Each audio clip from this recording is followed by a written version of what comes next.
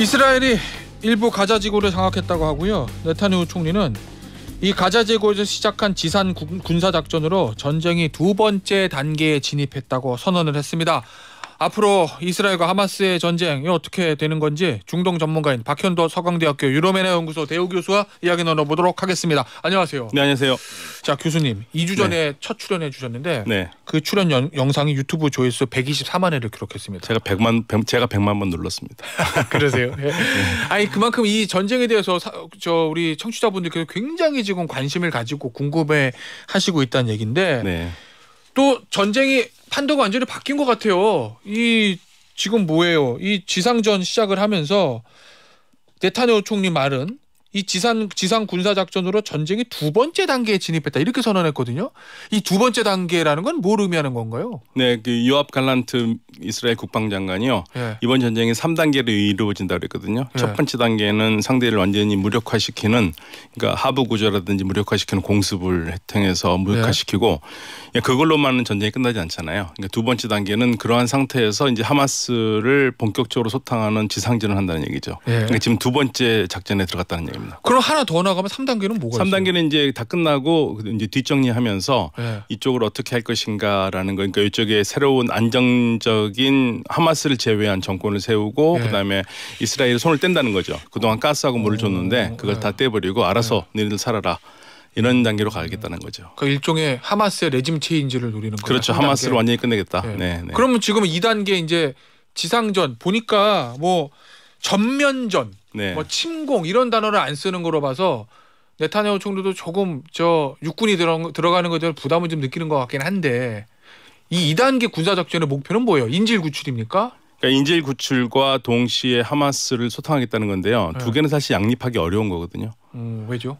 하마스가 악에 바치면 인질들 어떻게 할지 모르지 않습니까? 인간 방패를 쓸 수도 있다라는. 그렇죠. 그러니까 사실은 인질을 꺼내는 게 먼저고 그 다음에 이제 부담 없는 상태에서 작전해야 되는데 지금은 두 개를 동시에 하겠다는 거고요.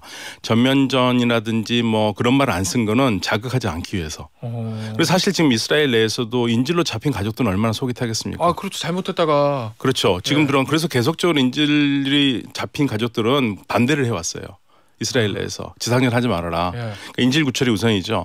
미국도 사실 인질 구출이 우선일 텐데 이스라엘을 막을 길이 없는 거죠. 그래서 아니 왜냐하면 교수님 그 얘기 있었잖아요. 하마스에서 자, 인질 우리가 풀어줄 테니까 대신 우리 하마스 대원들 이스라엘에 구금돼 있는 그 사람들이랑 포로 교환하자 이 얘기했거든요. 그거를 이스라엘 정부가 들어줄 가능성은? 잘 안 들어줄 겁니다. 사실은 지금 하마스가 필요한 거는 그 이스라엘에 있는 사람들보다도 연료가 더 필요해요. 연료? 네. 안에 지금 모든 게 차단됐기 때문에 연료가 없잖아요. 연료가 없으니까 발전도 못하고 병원도 돌아갈 수가 없고 사람들 고칠 수도 없고 그런데 이제 연료를 달라고 그러니까 이스라엘은 그 연료를 가지고 뭔 짓을 할지 모르니까 안 된다 해서 지금 들어가는 걸 막고 있거든요. 여기가 연료가 제일 힘들 겁니다. 근데 인질 구출이 최우선이라고 만약에 목적을 딱 세우면 그러면 그런 협상을 할 수도 있는 거잖아요. 할 수도 있겠죠. 근데 그거를 협상에 응하지 않는다는 얘기는 이스라엘 혹시 인질 구출도 중요하지만 그거 말고 다른 혹시 목적? 이번 기회에 이런 사실은 이스라엘 내에서도 그 강경파 내각에서는요. 대를 위해서 소를 희생해야 된다는 얘기도 있었어요. 그러니까 인질이 희생되더라도 이번 기회에 지상전 탱크가 들어가서 하마스를 정리해야 된다. 네네. 그리고 사실은 지금 이스라엘 쪽에서 나온 얘기 중에 하나가 하마스가 10월 7일 날 침공했을 때 하마스가 다 죽인 건 아니다 민간인들을. 왜냐하면 하마스는 기본 소총이나 이런 거밖에 갖고 들어가지 않았거든요. 그런데 이스라엘 가옥들이 폭발을 당했어요. 그거는 그래서 이제 그 생존자들을 하는 얘기가 이스라엘 쪽 얘기입니다. 이스라엘 주민이 우리 군이 폭발을 했다. 그러니까 하마스 죽이려고 하면서 안에 우리 이스라엘 사람도 있는데 그래서 우리 이스라엘 사람도 죽었다. 그래서 뭐 그런 보도에 따르면 이스라엘에서는 확인을 안 해주는데 지금 나오는 얘기는 이스라엘 쪽 얘기입니다. 하마스 쪽 얘기가 아니고요. 그 시민들이 하는 얘기가 적어도 우리 군에서 한 200명이 죽었다는 얘기도 합니다. 일종의 오폭 같은 걸로요? 그러니까 그 집 안에 하마스가 인질을 잡고 있잖아요. 그거를 그냥 쐈다는 거죠. 근데 하마스가 그걸 할 수가 없다는 거예요. 그런 무기가 없었으니까. 그래서 뭐 이런 저런 얘기들이 많이 나오면서 과연 인질들을 구출할 마음이 있느냐 이런 얘기도 있고요. 복잡합니다. 지금. 그럼 뭐 이스라엘 입장에서 전쟁을 애초에 처음부터 원하진 않았겠지만 네네. 일단 시작이 된 이상 네. 이번 기회에 하마스를 좀 정리하고 속된 말로 손보고 싶은 마음이 있는 거잖아요. 그렇죠. 왜냐하면 지금 이렇게 안 하면 만약에 뭐 인질 때문에 질질 이끌고 뭐 때문에 질질 이끌면은 결국에는 또 다시 원 상태로 하마스가 또 살아난다 이거죠. 네타냐후 총리가 지상전 시작하면서 이번 이스라엘과 팔레스타인 전쟁 자체를 규정을 하기를 제2차 독립전쟁이다 이렇게 얘기를 했거든요. 네.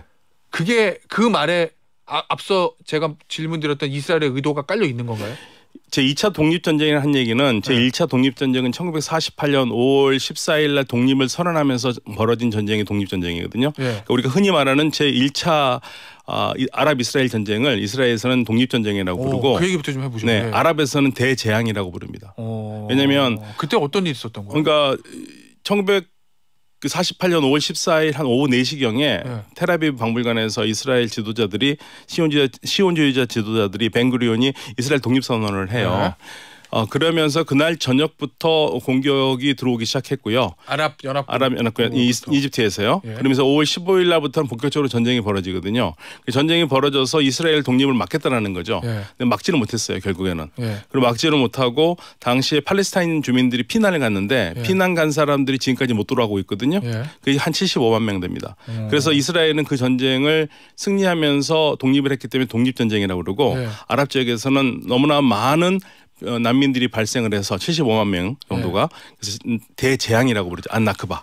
그러면은 이스라엘 입장에서 보면 건국 선언하자마자 아랍 연합국들의 공격을 받았고 그걸 이스라엘이 이겼고 그러니까 이스라엘은 그걸 1차 독립전쟁이라고 한다.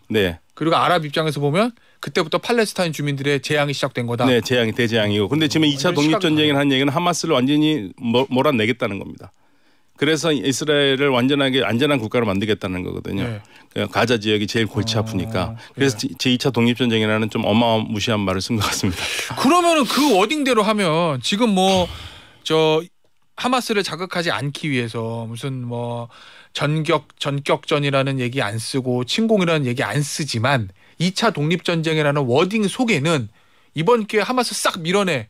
이 목적이 분명히 있는 거죠. 그럼요. 그리고 내부용도 되겠죠. 내부 주민들이 지금 사실 동요하고 있거든요. 지상전을 해야 된다 하지 말아야 된다는 나눠져 있고. 이스라엘이요? 그럼요. 그러니까 말씀드렸듯이 인질 잡힌 가족들은 지금 속이 타거든요. 저러다가 우리 가족들 죽으면 어떡합니까? 그런 문제들 때문에 그래서 지금 아까 말씀드린 그 하마스와 관계없이 그 이스라엘군이 폭격을 해서 이스라엘 주민이 죽었다라는 얘기도 그래서 나오는 것 같아요. 그러면 교수님 보시기에 지금 가자지구 북부, 그러니까 이스라엘과 국경을 맞대고 있는 그쪽만 지금 좀 지상전이 시작된다는 건데 전면적으로 가자지구 전부 다 들어갈 가능성도 있습니다. 들어가기는 쉽지는 않을 겁니다. 일단 북쪽부터 정리를 하려고 그러겠죠. 근데 북쪽도 쉽지가 않아요. 왜냐하면 땅굴에서 나와서 쏘거든요. 그 얘기를 하죠. 그래서 지금 그 모든 게 지금 정보가 다 차단되고 있는데 반대쪽으로 나오는 정보들을 제가 좀 보면은 이스라엘군이 들어왔는데 말과는 달리 정가를 못 오르고 있다는 얘기들이 있고요. 그 땅굴을 상대로 전쟁하는 게 쉽지는 않겠죠. 그리고 하마스도 이거 얘기는 안 했겠습니까? 다 생각을 했겠죠. 그러니까 잘못하면 이스라엘군이 들어갔을 때 포위당할 수도 있다는 얘기도 나옵니다. 오히려? 아니 일부 외신 보도 보니까 무슨 병원 지하의 땅굴에 하마스 지도부가 있다는 얘기도 있고 소재 파악이 잘 안 된다는 얘기도 있고. 소재 파악 어렵죠. 그러니까 어디선가 갑자기 튀어나와가지고 안전하다고 생각했는데 완전히 이스라엘군이 포위당할 수도 있다는 얘기가 나와요. 그래서 이게 지금 쉽지 않은 전쟁이다. 힘들 것이다. 그런 얘기가 나오는 거죠. 그럼 네타냐후 총리는 자신이 있는 겁니까? 그럼에도 불구하고? 자신이 없어도 자신 있다고 얘기해야겠죠. 안 그러면 지금 자리를 내려놔야 할 텐데요. 그래요? 그건 왜 그러죠? 그러니까 지금 이스라엘에서도 초동 대처가 완전히 실패했지 않습니까? 누구는 음모론이라고 그러는데요. 근데 음모론 같지는 않아요. 음모론하기는 너무나 많은 피해가 너무 커요. 이 전쟁 자체에 대한 그렇게까지 했겠어요. 그렇게 얘기하는 사람들도 있어요. 그런데 그건 너무 초반에 보면은 너무나 말도 안 되게 이스라엘이 뻥 뚫렸거든요. 그러니까 초동치 완전히 실패한 겁니다. 그렇죠. 그러니까 사실은 이제 나오는 얘기가 정상적인 지도자라면 이런 정도 되면은 실패를 인정하고 자기는 물러나고 정말 거국 내각을 세워가지고 전심을 해서 나라를 막아야 되는데. 왜냐하면 이스라엘에 지금 좀 정정이 좀 불안했잖아요, 사실. 그런데 지금 그런지도 못하고 국민들한테 미안하다는 말도 하지 않고 그러니까 지금 무조건 네타냐후로서는 어떻게 해서든 정가를 보여줘야 되는 지금 코너에 몰려 있거든요. 그러니까 들어갈 수밖에 없다. 이게 그럼 혹시 이스라엘군의 무덤이 될 수도 있습니까? 그렇게까지는 모르겠습니다. 그게 뭐 제가 군사 전문가는 아니지만 지금 나오는 얘기는 쉽진 않다. 생각보다 쉽지는 않다. 왜냐하면 상대방이 준비가 잘 돼 있고 그리고 처음에 한번 들어간 적이 있었거든요. 미국과 같이. 근데 상당히 좋은 무기를 가지고 있다는 얘기예요. 하마스가? 하마스가 어디서 구했는지 모르겠지만 유럽 무기, 미국 무기를 가지고 있다 이거예요. 미국 무기를 이란 무기도 아니고 미국 무기를 가지고 탱크를 공격해가지고 미제 물건으로 미제 탱크를 잡았다는 얘기가 있어요. 그러니까 이게 지금 하마스가 만만치가 않습니다. 알겠습니다. 자, 그럼 이쯤에서 이거 한번 짚어보죠. 이 워낙 중동이 정세가 좀 복잡하고 불안하니까 각국마다 이해관계 다 다르잖아요. 각국의 이해관계를 하나씩 볼게요. 이스라엘은 지금 보면 제2차 독립전쟁이라는 얘기, 이번에 하마스를 완전히 정리하고 싶은 얘기, 거기에는 네타냐후 총리가 본인의 정권을 유지하고 싶은 어떤 의도가 있을 거고, 하마스의 의도는 뭡니까? 하마스는 어차피 잃을 건 하나도 없는 사람들입니다. 어차피 물러가 뭐 어차피 뭐 지면은 죽으면 되는 거고, 그게 두렵지가 않은 사람들이에요. 그렇기 때문에 이스라엘과 끝까지 싸울 거예요. 그리고 우리가 늘 하는 얘기지만 하마스는 없앨 수는 있지만 그 하마스가 가진 생각을 가진 사람은 없앨 수는 없어요. 그 생각 자체를 없앨 수 없기 때문에. 그럼 하마스가 이번에 이스라엘을 괴멸시킨다 하더라도 또 다른 제2의 하마스, 제3의 하마스가 나올 수 있다. 계속 나올 수 있어요. 그 사상은 없앨 수가 없어요. 그건 제일 무서운 건데. 네, 그래서 이건 뭐 제일 좋은 거는 어떻게든 공존으로 가는 게 제일 좋은데 지금 상황에서 어렵죠. 지금 그런 생각할 자체가 어렵죠. 지금 현재로서는. 자, 그러면요, 미국이 의도하는 건 뭐예요? 미국은 일단 뭐 미국 대통령이라면 아마 제가 이 지상군 들어가는 거에 대해서 조금 좀 못마땅해하는 목소리들이 계속 미국에서 나오는 거예요. 미국 인질이 있으니까요. 어쨌든 이중 국적이라도 미국 시민권 가진 사람 있지 않습니까? 미국 시민권 가진 사람이 한두 명이라도 죽으면 지금 대선 앞두고 바이든 대통령 집에 가야죠. 민주당 보따리 쌓아야 되고 정권 내려놔야 되고 그러니까 지금 복잡하죠. 근데 그렇다고 해서 이스라엘 잘못했다고 대놓고 말할 수도 없잖아요. 워낙 미국 내에서 유태인 파워가 세니까. 그렇죠. 그러니까 근데 사실 미국에서도 지금 재밌는 게 전혀 못 보던 현상인데요. 젊은 유대계 학생들이 반전 데모를 하고 있어요. 그건 왜 그래요? 그러니까 너무 심하다 이거죠. 지금 가사에다 민간인 죽이고 하는 게. 그래서 지금 뭐 어저께도 그 데모하던 학생들 그것도 뭐 아랍 학생들이 아니고요. 유대계 학생들이.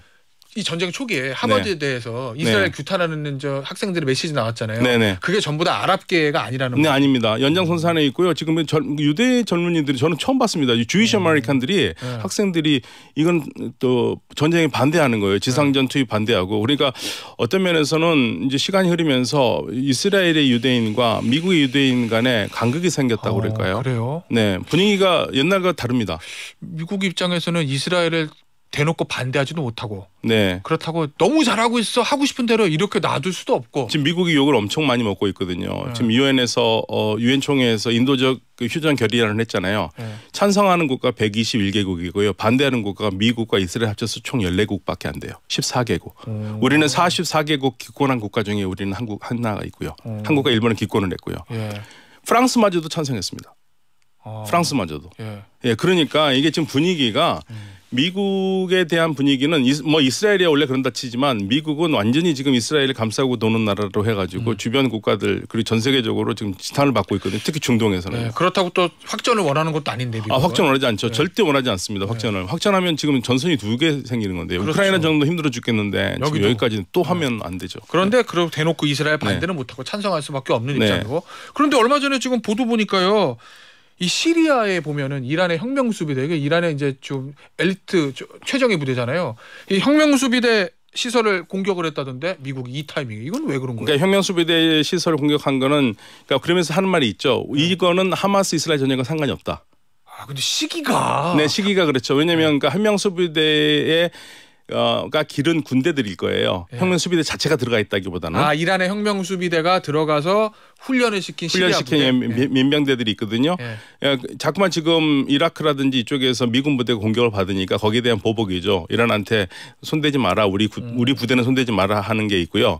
그리고 시리아가 굉장히 중요한 게 뭐냐면 시리아를 잡아야지만이 중동에 일단 혼란이 정리가 돼요. 미국 입장에서는.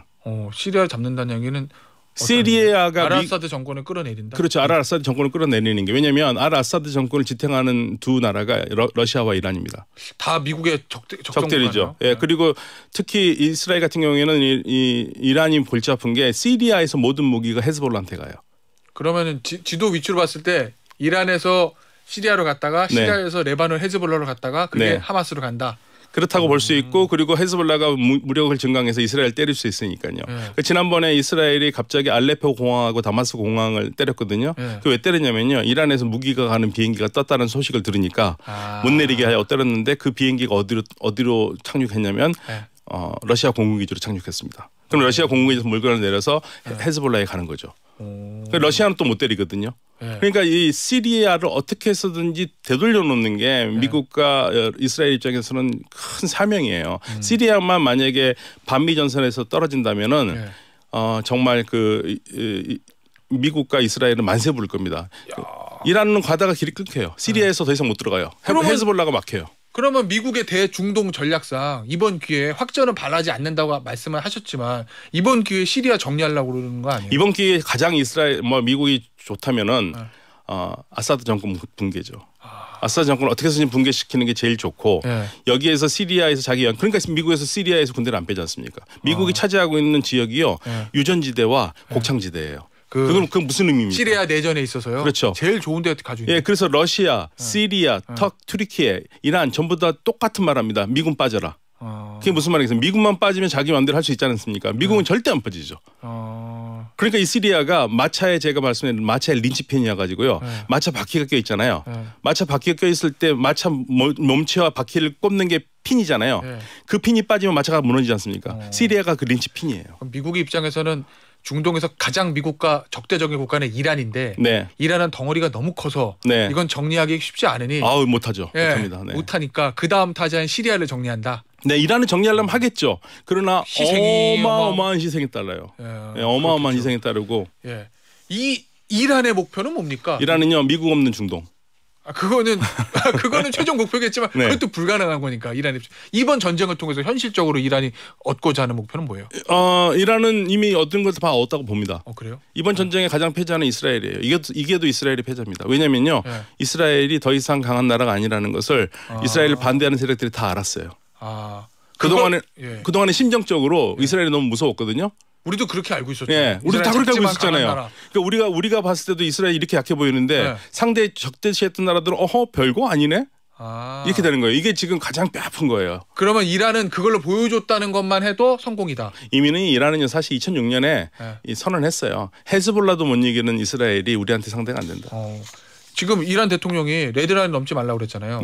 근데 이란 대통령 기준으로 하면 이스라엘이 레드라인 넘은 거거든요. 그렇죠. 이란이 어떻게 할까요? 참전할까요? 이란 참전 안 합니다. 그건 왜죠? 굳이 참전 안 해도 이란을 위해서 힘써줄 사람들이 많은데 왜 참전합니까? 일종의 굳이 비유하자면 차도 살인 이런 느낌. 그래서 사실 지금 아침에 제가 확인하는 게 있는데 헤즈볼라가 의미심장한 비디오를 올렸어요. 굉장히 웅장한 음악과 함께. 지도자가 그 헤즈볼라 깃발을 딱 앞으로 가는 거. 헤즈볼라 깃발이 뭐냐면 헤즈볼라는 알라의 당이라는 뜻이거든요. 알라의 당 그들이 승리할 것이다라는 게 깃발이 써 있어요. 그 깃발이 써 있는 그 앞을 지나가는 웅장한 음악인데 그게 오늘 포스트에 올라갔다는 게 뭘 의미하는가 지금 곰곰이 생각하고 있습니다. 그럼 헤즈볼라도 들어올 수 있다는 얘기인가요? 그러니까 들어온다면 헤즈볼라가 들어오겠죠. 이란이 안 들어옵니다. 이란이 안 들어오고. 굳이 이란이 들어올 필요가 없어요. 그리고 이란이 들어오는 건 미국도 바라지 않아요. 그렇겠죠. 이란이 들어오면 미국도 싸워야 되잖아요. 미국과 이란 둘 다 바라지 않을 수도 있겠네요. 그리고 이란이 화나면 호르무즈에 막으면 어떻게 할 겁니까? 김태현 우리 전사님 운전하시죠? 기름 3,000원 되는 거죠. 차 파셔야 돼요. 그럼 헤즈볼라의 전쟁 들어올 가능성은 높다고 보시는 건가요? 헤즈볼라요? 아니 그거는 이제 이스라엘이 지상작전할 때 어떤 상황이 되느냐에 따라 다를 것 같아요. 만약에 추가 많이 기운다면은 들어올 가능성이 있죠. 지금 근데 안 들어오는 거는 아직까지는 하마스가 잘 버티고 있다는 얘기가 될 것 같아요. 알겠습니다. 자 마지막으로. 이란의 최대 라이벌인 사우디가 이 전쟁을 바라보는 시각은 어떤 거예요? 이스라엘이랑 잘 될 뻔했는데 안 된 거잖아요 지금. 사우디는 그래도 끝까지 갈 겁니다. 누구랑요? 이스라엘과. 수교를? 그럼요. 잠시 전쟁 때문에 멈췄지만 갈 거고요. 지금 사우디가 욕을 먹고 있는 게 하나 있는데 지금 가자에서 전쟁이 나고 난리가 치고 있는데 사우디 리야드에서는 레바논 출신 콜롬비아 여자 가수 샤키라의 그 콘서트가 벌어지고 있어요. 리야드에서. 그래서 지금 어저께 SNS에서는 가자에서는 폭탄이 터지고 있는데 샤키라의 춤으로 시끄러운 리야드가 이렇게 대조돼서 나왔거든요. 그러니까 그게 무슨 말이냐면 일반 생활은 그대로 한다 이거예요. 그건 이미 결정돼 있었던 거고 그것까지 취소하면서까지 분위기를 갈 필요는 없고 다만 확실하게 사우디는 보여주는 건 우리는 팔레스타인 쪽에 있다. 하마스 편은 아니다. 그걸 보여주고 있고 그 전쟁이 끝나면 이스라엘과 수교 협상 계속 진행될 거다. 수교 협상은 계속 될 것이다라고 얘기했습니다. 네. 알겠습니다. 오늘 이야기 여기서 마무리하도록 하겠습니다. 서강대학교 박현도 교수였습니다. 감사합니다. 감사합니다.